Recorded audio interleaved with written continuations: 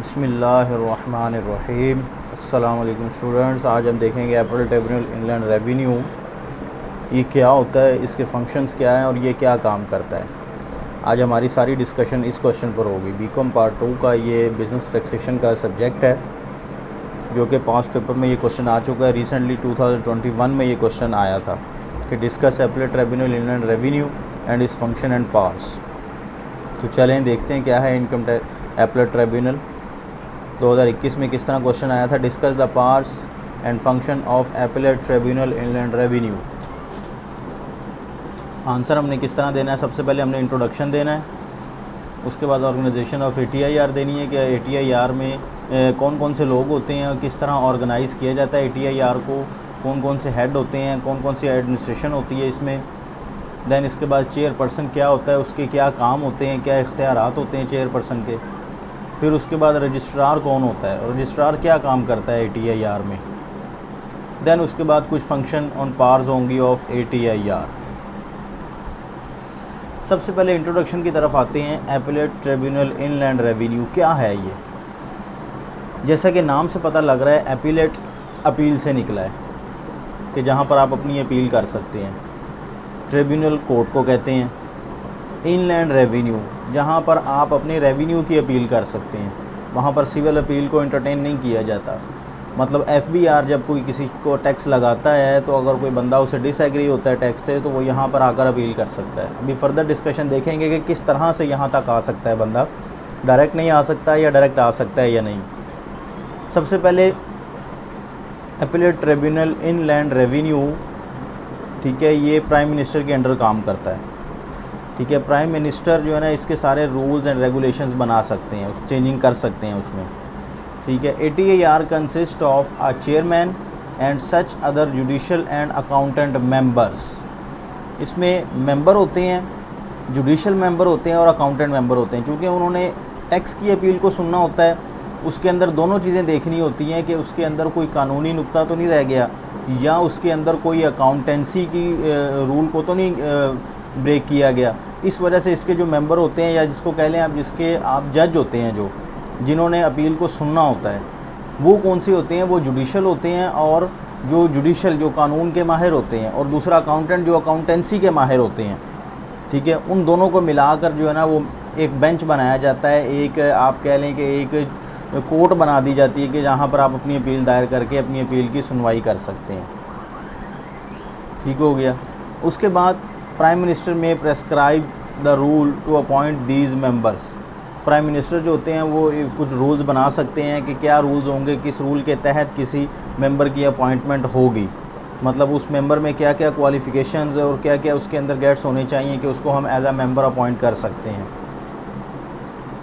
Tax payer और CIR if not satisfied with the decision of CIR appeals can appeal to ATIR। हाँ जी, होता यूँ है कि सबसे पहले कमिश्नर जो है ना FBR का, वो किसी बंदे को टैक्स लगा देता है कि जी आपके हमने असेसमेंट की और आपको ये टैक्स लग गया।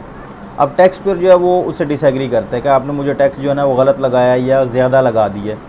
ठीक है, कमिश्नर कहता है आप जाएं कमिश्नर अपील के पास, वहाँ पर जाके अपील करें। वो होता है फर्स्ट फॉर्म ऑफ अपील, जो विदिन 30 डेज़ आपने अपनी अपील फ़ाइल करनी होती है। जब आपको ऑर्डर रिसीव हो जाता है तब आपने 30 डेज़ के अंदर अंदर अपनी फर्स्ट अपील जो है ना वो फ़ाइल करनी होती है। कमिश्नर अपील के पास गए, वहाँ जाके आपने अपनी अपील दायर की, जो भी प्रेस्क्राइब फॉर्म होता है उसके मुताबिक। उसके बाद फिर कमिश्नर अपील ने कहा नहीं, आपको जो टैक्स लगा है वो सही लगा है। ठीक है, आप फिर डिसएग्री कर गए उससे, आपने कहा नहीं, आपने भी जो है ना वो मेरे अकाउंट्स वगैरह, ये जो भी डिसएग्रीमेंट आपने जिस पॉइंट पे भी हुए, आप वहाँ से अपनी अपील आपने दायर कर दी एपीलेट ट्रिब्यूनल इनलैंड रेवेन्यू में। आपने कहा जी मैं फ़र्स्ट अपील के पास भी गया, वहाँ पर भी जो है ना मेरा टैक्स ठीक नहीं किया गया, ये मैं अपील अब आपके पास दायर कर रहा हूँ। तब जाके बंदा जो है ना इसके पास आएगा। अच्छा, ATIR के पास दोनों आ सकते हैं, कमिश्नर FBR भी आ सकता है और टैक्स पेयर भी आ सकता है। दोनों सूरतों में जब आप कमिश्नर FBR ने आपको टैक्स लगाया, आप चले गए कमिश्नर अपील के पास, कमिश्नर अपील ने आपके हक़ में फ़ैसला दे दिया कि ठीक है आप सही कह रहे हैं, आप पे जो टैक्स लगा है वो गलत लगा हुआ है, आपका टैक्स माफ़ हो गया या आपका टैक्स ख़त्म हो गया। अब जो कमिश्नर FBR था वो देखेगा कि हमारे पास हक़ है कि हम इस कमिश्नर अपील के ऑर्डर के अगेंस्ट ATIR में चले जाएँ, जहाँ पर जाकर हम अपने ऑर्डर को डिफेंड कर सकें, जो हमने ऑर्डर सबसे पहले पास किया था। ठीक है। तो दोनों शख्स यहाँ पर आ सकते हैं, कमिश्नर एफबीआर भी आता है और यहाँ पर 80 जो टैक्स पेयर हैं वो भी यहाँ पर आकर अपनी अपील दायर कर सकते हैं, ठीक है। और इसमें 60 डेज़ होंगे सेकंड अपील फ़ाइल करने के, वो आगे जाके हम देखेंगे कि कब होते हैं। This is the second court of appeal, ये सेकंड कोर्ट ऑफ अपील है किसकी, इनलैंड रेवेन्यू की, ठीक है। फर्स्ट अपील जो है वो कमिश्नर अपील है, ठीक है। उसके पास भी इख्तियारात, कमिश्नर अपील के पास भी इख्तियारात सारे जुडिशली हैं कि वहाँ पर वो सारी अपील को वैसे ही सुनेगा जैसे जुडिशल कोर्ट में सुना जाता है। The highest court of inland revenue tax in tax matter, ये जो टैक्स मैटर में हाईएस्ट कोर्ट है, मतलब इसने जो फाइनल डिसीजन फाइनल कर दिया, अब वही टैक्स आपको लगना है। अगर उसने माफ़ कर दिया तो माफ़ है, अगर उसने कम कर दिया तो कम है, ठीक है। टैक्स के मैटर में हाईएस्ट जो कोर्ट है वो एपीलेट ट्रिब्यूनल इनलैंड रेवेन्यू है। हाँ, अगर आपके ऑर्डर में कोई कानूनी नुक्ता जो है ना वो इग्नोर हो गया है तो फिर आप क्वेश्चन ऑफ लॉ पर जो है ना वो जा सकते हैं, उस पर हाई कोर्ट में, वहाँ पर रेफरेंस आप कर सकते हैं। अदरवाइज़ अगर आपके टैक्स के मैटर में आप फिर इससे ATIR से फिर डिसएग्री कर गए कि जी इन्होंने भी टैक्स हमारा जो ना माफ़ नहीं किया, गलत टैक्स लगा, वही लगा दिया हमें, तो फिर जो टैक्स इन्होंने लगा दिया वही टैक्स आपको पे करना पड़ेगा। फिर उसके ऊपर FBR जो है वो रिकवरी की प्रोसीडिंग स्टार्ट कर सकते हैं।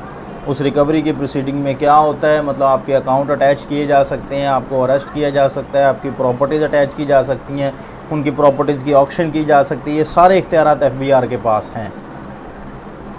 तो ये छोटा सा आपने इंट्रोडक्शन लिखना है। जब भी अपने पेपर में क्वेश्चन अटैम्प्ट करना है, सबसे पहले आपने उसका इंट्रोडक्शन देना है कि वो चीज़ है क्या, वो करती क्या है, वो कब बनी, वो क्या बनी।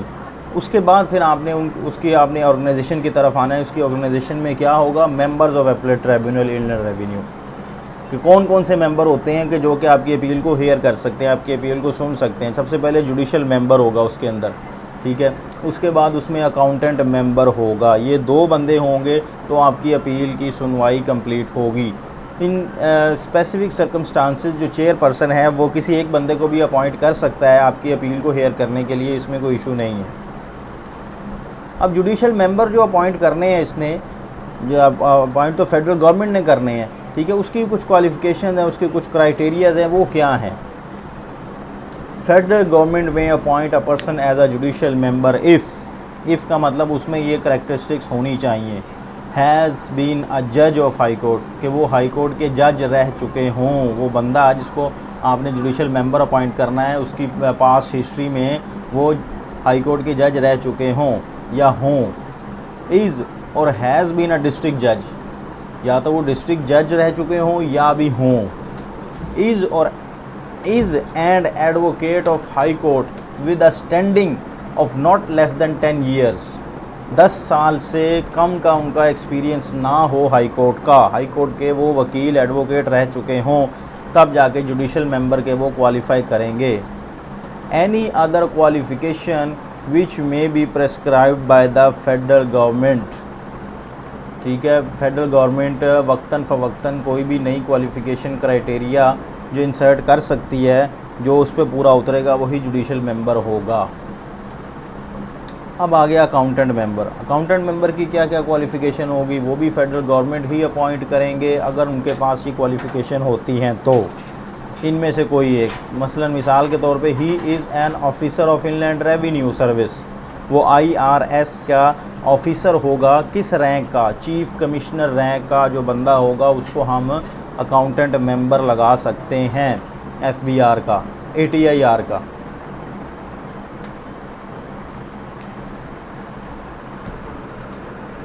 उसके बाद ही इज़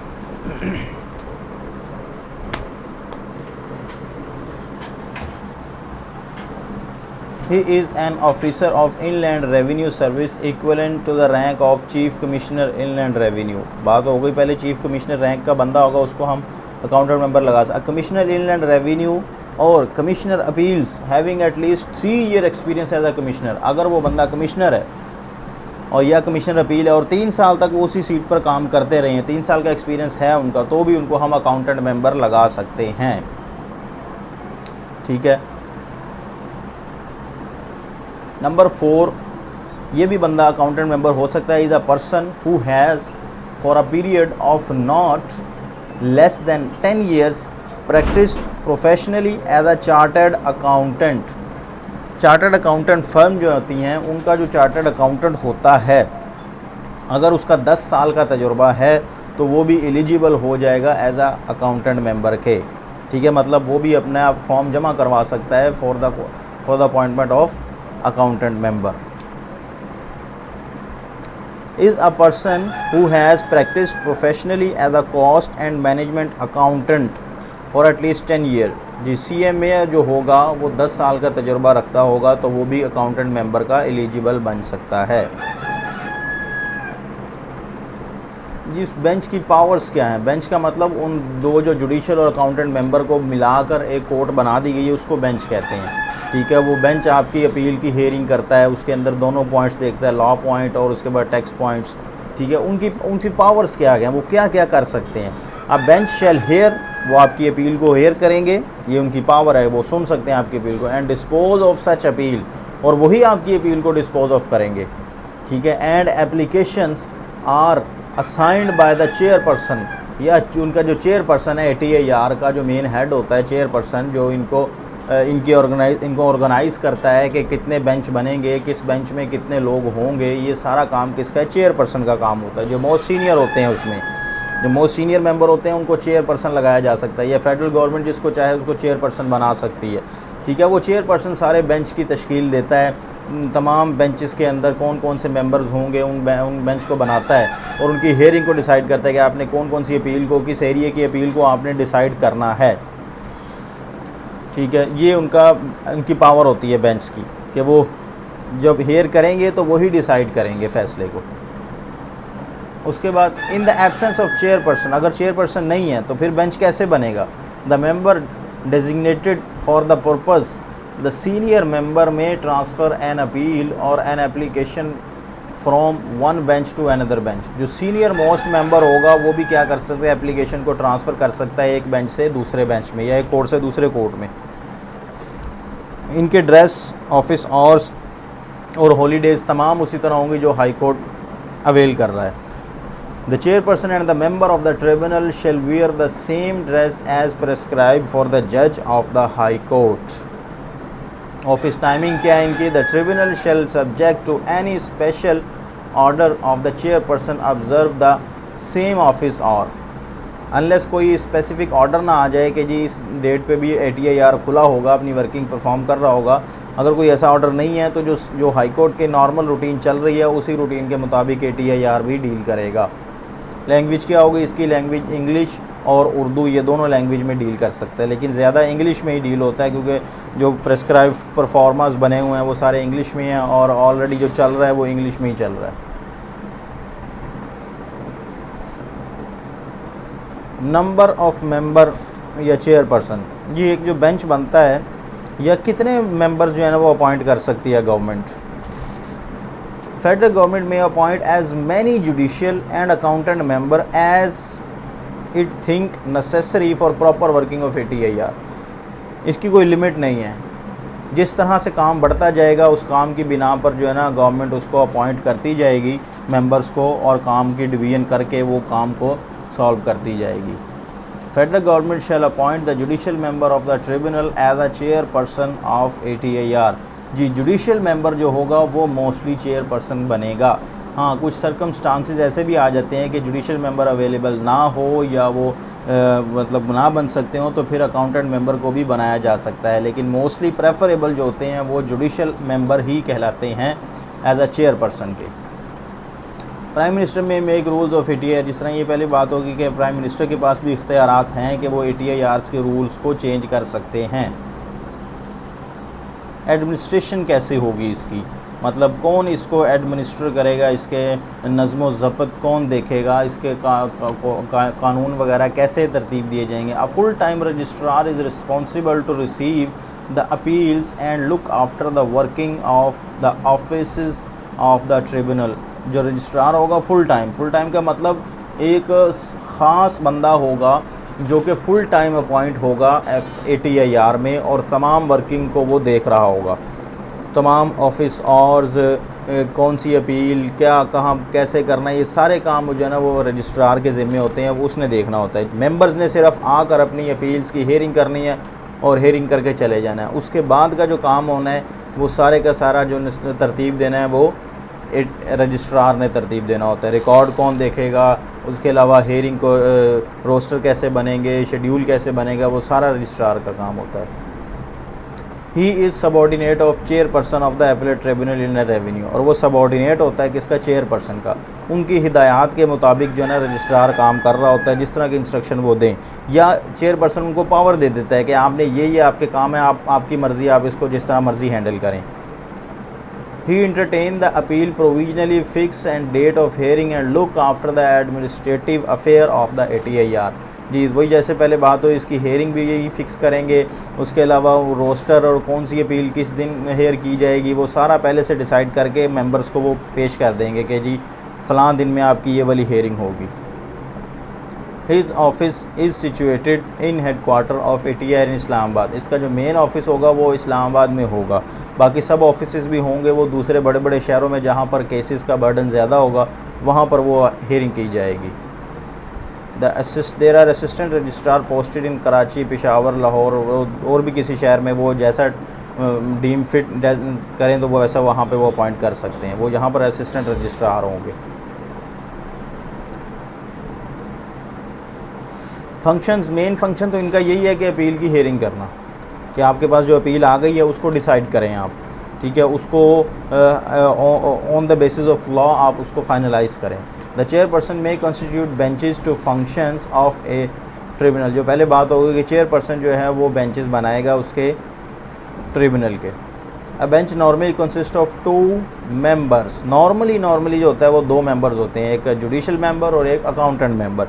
लेकिन अगर इन केस उन्हें इससे ज़्यादा कोई बहुत बड़ा केस आ गया जिसमें बहुत ज़्यादा पॉइंट्स है तो वो 2 से ज़्यादा मेंबर भी अपॉइंट कर सकते हैं। लेकिन क्या होगा कि उनमें से किसी एक की तादाद दूसरे से ज़्यादा होगी, मतलब अगर उन्होंने जुडिशल और अकाउंटेंट मेंबर है तो वो इक्वल नहीं करेंगे, वो किसी एक मेंबर को ज़्यादा रखेंगे ताकि वोटिंग राइट से उसका डिसीजन फाइनल हो सके। हाउएवर अ लार्जर बेंच में also constitute of a chairperson बना सकता है। अ bench usually consist of equal number of judicial member, accountant members. A bench might consist of 2 judicial members and 1 accountant member, और 2 judicial members and 3 accountant member. किसी एक category के member को ज़्यादा रखेंगे तो आसानी हो जाएगी उस अपील को डिस्पोज ऑफ करने में। द चेयरमैन और other member of ATIR authorised in this behalf by the chairman who constitutes a single member bench may dispose of any case where the amount, tax or a penalty involved does not exceed rupees 10 lakh। 1 million rupees से जो नीचे है उसको single member भी जो है वो appeal की हेयरिंग कर सकता है और उसको डिस्पोज ऑफ कर सकता है।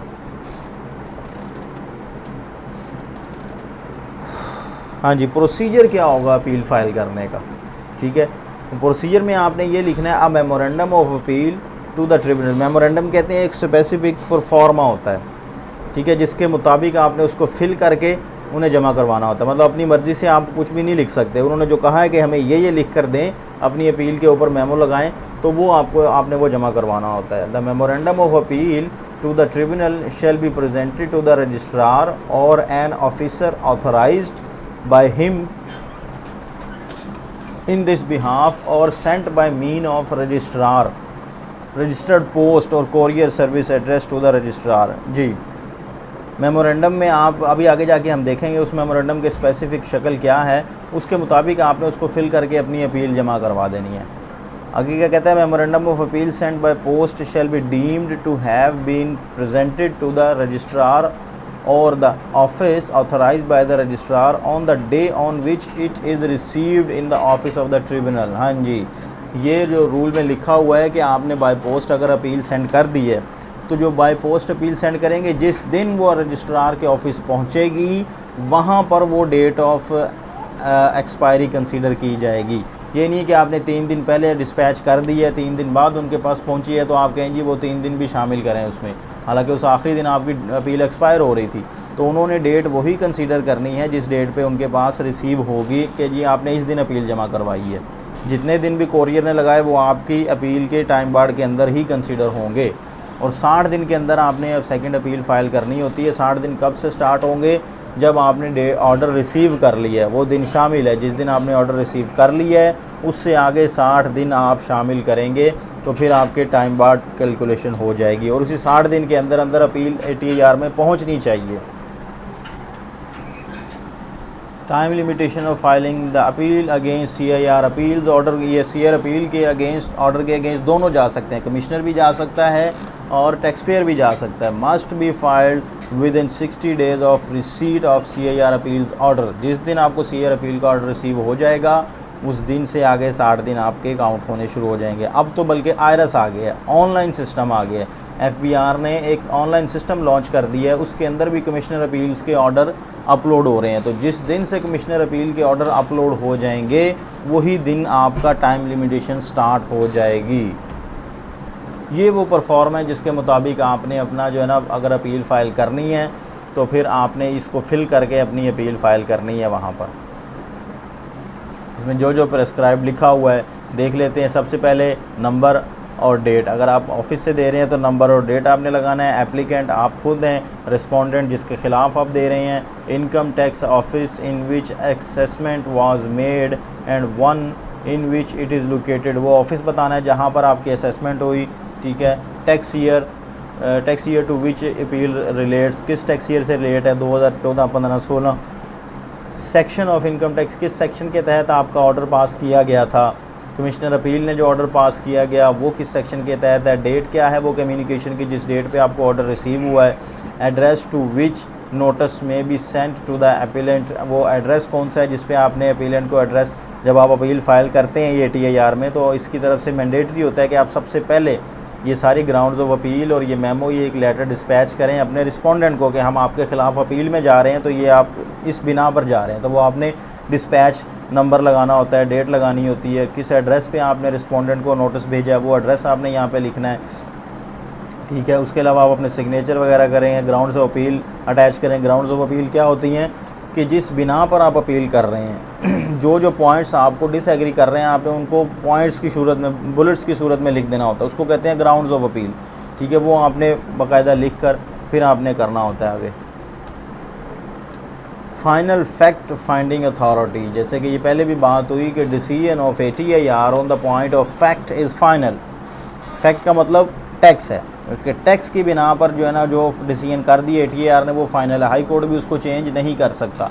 Due to this reason it is known as the final fact finding authority. However if the decision of the appellate tribunal involve a point of law पे अगर वो कोई आपको डिसएग्रीमेंट है तो फिर आप हाई कोर्ट में रेफरेंस दायर कर सकते हैं। पॉइंट ऑफ लॉ क्या होता है कि कोई लॉ का प्रोसीजर फॉलो नहीं किया गया आपको ऑर्डर आप पे टैक्स लगाते हुए, ठीक है। तो वो वाला लॉ जो है ना, या कोई सर्कुलर ऐसा इशू हो गया था कि जिसको मद्देनज़र नहीं रखा गया और आपको फिर भी टैक्स लग गया, तो वो लॉ को इम्बेड कर रहे हैं। जो लॉ के अगेंस्ट आपने पॉइंट रेज़ किए हैं उस पर आप आगे हाई कोर्ट में जा सकते हैं, अदरवाइज़ टैक्स की बिना पर आप आगे नहीं जा सकते।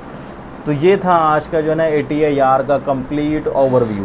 इसके अलावा ATAR के जो रूल्स हैं 2010, ठीक है, अक्टूबर 2010 में इन्होंने अपने रूल निकाले थे। उस रूल में सब कुछ लिखा हुआ है कि ATARs की डेफिनेशंस में क्या क्या चीज़ें आती हैं, कुछ स्पेसिफिक टर्म्स हैं इनकी, उसके अलावा इनके रूल्स एंड रेगुलेशन वो सारे, अगर आपने वो डीप पे पढ़ना है तो आप उस रूल को मैं डिस्क्रिप्शन में अपना लिंक दे दूँगा, आप वहाँ से उसको डाउनलोड करके सारा पढ़ सकते हैं।